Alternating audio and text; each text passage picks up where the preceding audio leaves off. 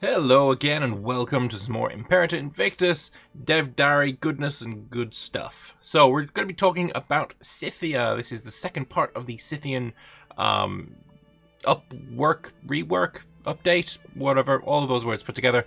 And we're going to be talking about it. Scythia and the Anatolian heritages. Ba ba ba. Enough of that Latin, I'm Alaran. I'm not, I'm Lambert, but that's Alaran. And they're here with Hannibal Cannibal to discuss the next installment of the story of Scythia, where we get to show you some fun additions to the first thick mission tree to dig your role-playing hands into. A few minor additions we'd like to showcase.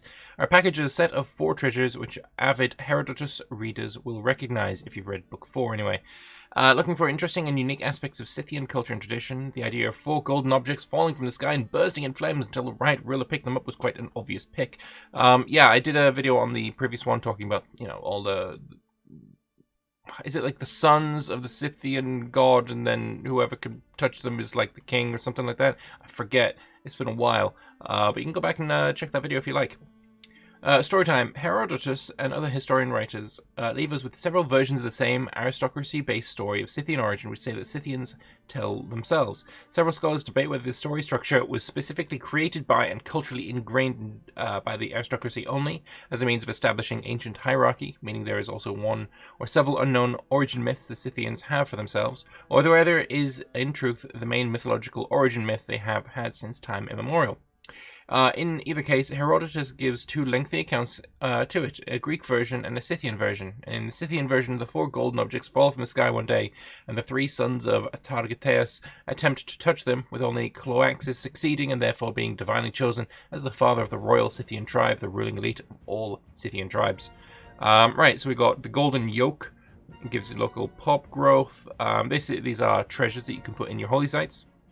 We got the golden plow for food production, golden drink cup for happiness, and the golden battle axe for manpower. All pretty good modifiers, not gonna lie, I quite like them. I quite like them all. Rain fit for the ox, one of the 4 golden objects that fall from the sky, which Targeteus' son, Cloaxus. Alright, all these texts are pretty fucking the same. Right, let's just move on. These 4 treasures will not be available at game start and will need to be created or discovered. Additionally, we're planning something special if the player can gather all 4 golden objects. With that done, we'll now unveil our first unique Scythian mission tree, which we have ideas for many sequels. I would say that if you have all 4, you should be able to merge them into one, because you can't put 4 treasures in one place. You can only put 3, which means like, oh, I'm gonna have my yoke, my plow, and my drinking cup, but the battle axe, no, it's down the road, isn't it? Which is a bit shit. You'd want to have them all in your capital, you know? The Scythians of the Hellenistic period found themselves migrating farther away from their inner steppe lands and closer to the northern coast of the Black Sea due to encroachment from other steppe tribes. This led to closer ties between Scythians and their coastal neighbours in the Greeks, native Anatolians, Dacians, Bastarnae, Colchians, etc., though their nomadic way of life seemed to change to a more sedentary one as they took on aspects of foreign cultures. The Scythians were still famed for their horse archers and their use of asymmetrical warfare when compared to the armies of their sedentary rivals. Following 304 BCE, the Scythian mercenaries would end up fighting the wars of the Successors and Mithridatic Wars, to name a few. The increasing involvement with the Hellenistic world served as inspiration for the mission and prompted the question, what would happen if the Scythians adopted even more Hellenistic customs and even attempted to become Hellenized, or what if a more hostile stance towards Greek encroachment won the day and they returned to their roots? In our first planned mission for Scythia, the player will answer these questions, pushing their nation towards one of the 2 distinct ideas competing for the heart and souls of the semi-nomadic men and women of the steppe. Should you embrace Hellenization or reject it outright? It's a good mission. I think that, yeah, make a choice, for sure. Below you can see the full tree with zoomed in images as well. The mission will feature 2 branches regarding the growing Greek influence on tribal society, as well as an optional tree focused on strengthening the trade, economy, and military affairs. Good stuff. From left to right, optional branch, Hellenic path, and the traditional path. I only see 2 there, but I'm sure, yeah, there's probably more off the side. I don't know. But either way, there's 3 there. I'm moving on, and you can go to a second Golden Age. Lovely stuff. When beginning the mission, the player may have some ideas on how they'd like to roleplay their nation, whether that would be to be a great steppe horde in the vein of the Huns or Mongols, or to do the unthinkable and actively work towards creating a Greco-Scythian state. Our goal is to allow for many styles of play to emerge. I'd say most people who play as Scythia generally have the Greco-Scythian state option. That's generally what I've seen, at least. Because integrating Greeks gives you access to Greek inventions and Greek traditions, and they're pretty good. I mean, it's not a tradition set that you'd be like, yeah, nah, be alright, mate. It's a tradition set you like, yeah, it's good, in my opinion. Yeah, to be or to not to be Greek. I mean, isn't to be or not to be like Macbeth? It seems like there was we can put a funny pun in here. It's like, yeah, well, whatever. Acting as a catalyst for your choices, the first text presents multiple scenarios in which you decide how the Scythian people should interact with Greek customs and the Greek world. Every answer has its rewards and consequences and will lay the groundwork for the direction of your people, so choose wisely. 3 hypothetical citizen pops will convert to Hellenism and will move to the territory of Echinopoulos. I mean, there's a lot of, like, I mean, space, full stop and space. I don't know what's going on here. But yeah, stuff needs to be changing there. As with the Forgotten Children of Hellas mission, we're excited to provide more unique and varied task requirements than just build this, conquer that, when possible. In fact, most of the tasks in this mission contain some or many elements of extensive choice and playstyle drive through event chains. We hope players have fun and can immerse themselves in slowly changing laws to further centralization agenda, as shown in the image below. However, this mission is not for the careless of heart. Beware the choices you make, the enemies both internal and external you anger, the officials you bribe, the strangers you invite into your internal affairs. Not even your ruler is safe in this day and age. Yeah, I mean, if you're trying to change the entire society, having a bit of pushback is, I mean, if it wasn't there, I'd be kind of annoyed. Let's be honest. So yeah, lovely stuff. The Hellenic path will focus on importing Greek experts, founding new cities, and strengthening ties to the Greek colonies, the Diadochi and the mainland Greeks. By the end of the path, Scythia will have adopted the Hellenic pantheon, will have adopted new heritage better fitting their newfound focus on settlement and trade, and restructure their government into a new formal monarchy, not unlike the tribal reform mission. Now, we're also considering offering the player the option to instead create a republic. We've not committed to this idea yet. I would say, if you do this, you should get a unique god that you can worship based on one of the Scythian gods, right? You can choose one of the Scythian gods, and that you can bring that into the Hellenic pantheon with you, because all of these pantheons, right? They are not monotheistic, right? They're the opposite of that, which polytheistic. That's the word.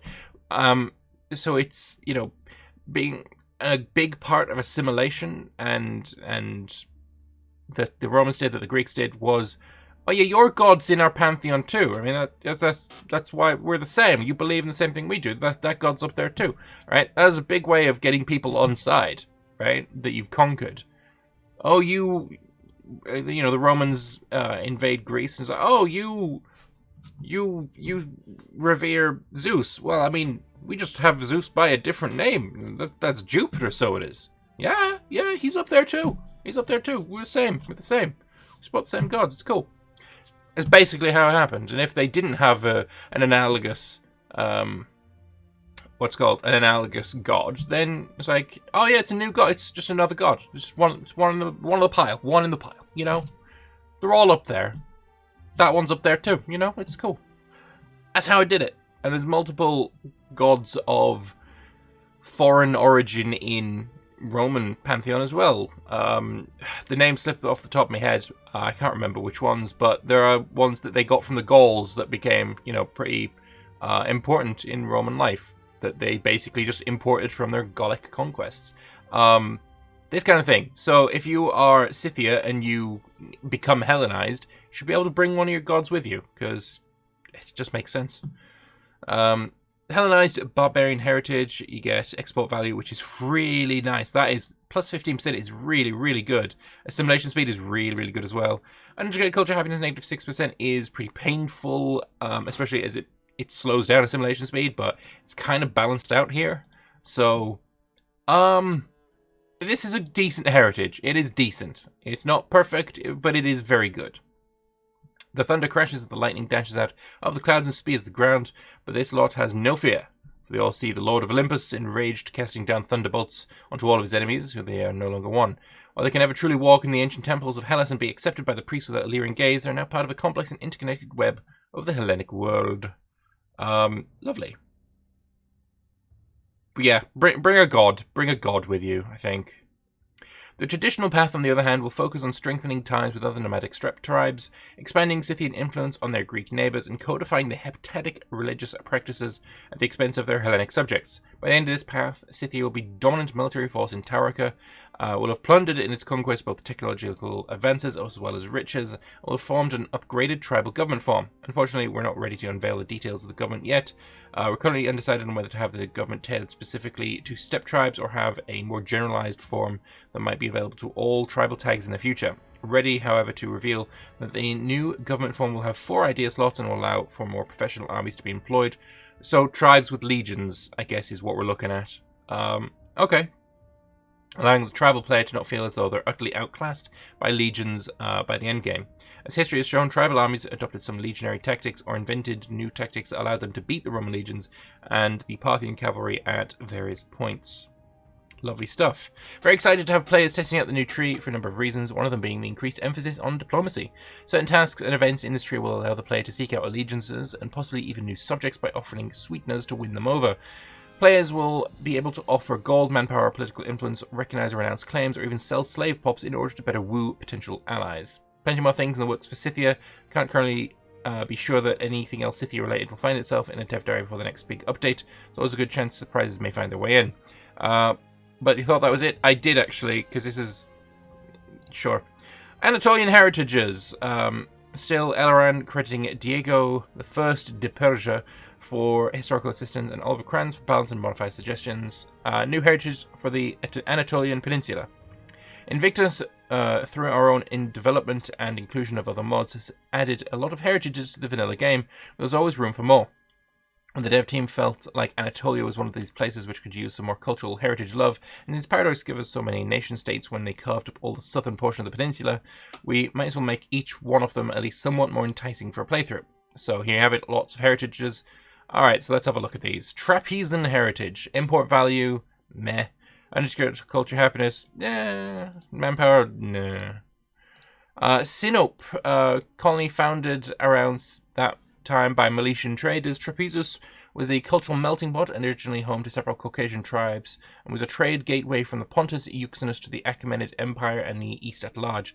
Fighting its way out of Anatolia, Xenophon recorded his Anabasis that he and his 10,000 mercenaries got provisions in Trapezus by purchase, for the Trapezuntians provided as a market in return for the honours they bestowed upon us and the gifts of hospitality they gave the army. We paid them like honours. If any of the barbarians were their friends, we kept their hands off them, while upon their enemies, against whom they would themselves lead us, we wrought all harm we could. Nice. We got Kerasus, export value, food growth, monthly rural health. That's not terrible. I mean, export value is kind of meh. Food growth is quite good, especially in Invictus. And this is like a no one gives a shit modifier. Yeah. Possibly coming from the Greek cherry. Yeah, cool. Pliny the Elder writes that the first cherry was exported from his colony to Europe in Roman times by means of Sulla's close friend Lucius Lucullus. Settled in the 6th century by Sinopian colonists, this port town is also famously visited by Xenophon as recorded in his Anabasis. Cotior, we've got Fortress Garrison Strength, we've got Loyalty to Overlord, and -30 in diplomatic relations. This is all shit. I would probably never play Cotior now. Colony founded by Milesians from Sinope, this town was a resting point for Xenophon and his 10,000 mercenaries who rested there for 45 days. Speaking to Sinopian diplomats about the native Cotiorites in his Anabasis, he writes, "They did not behave towards us as friends, but shut their gates and would neither admit us within nor send a market without, and they alleged that the governor set over them by you was responsible for this conduct." I guess that's why they got Fortress Strength. And negative diplomatic relations. Yeah, these are really, really bad. Really bad. But we've got Amisos, we've got Ruler Prestige, Character Loyalty, and Fortress Maintenance. All this is crap as well. It doesn't make me want to play it, is what I'm saying.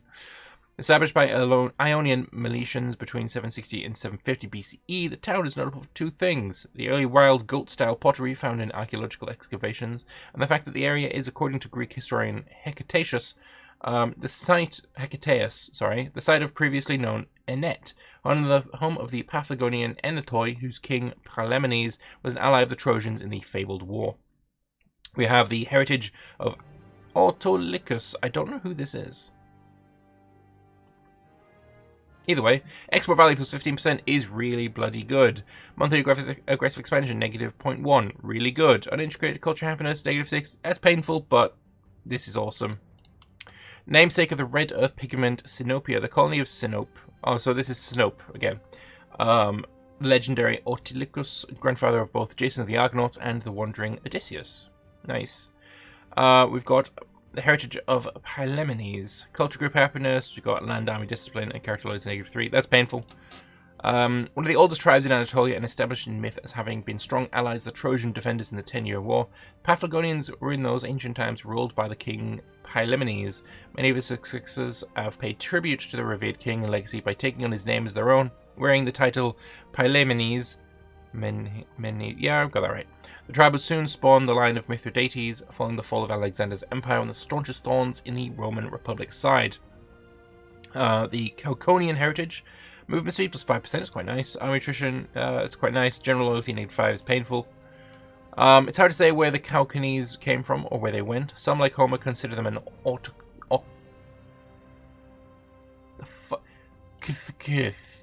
autochthonous, whatever. Nailed it. Perfectly. Group in Anatolia, while others consider the name to be referring to a Greek tribe or a tribe having moved into Greece. For all intent and purposes, the Iliadic reference to Chalconese is used, so they can say they were part of the Great Trojan War. Yay. Heritage of Philaterus. Military experience, it's quite nice. Military tech investment, it's quite nice. Building construction time, not painful at all. This is nice. This is really good. This is the kind of thing I would be like, oh yeah, I'll pay that. All of this shit up here, nah. That one, yeah.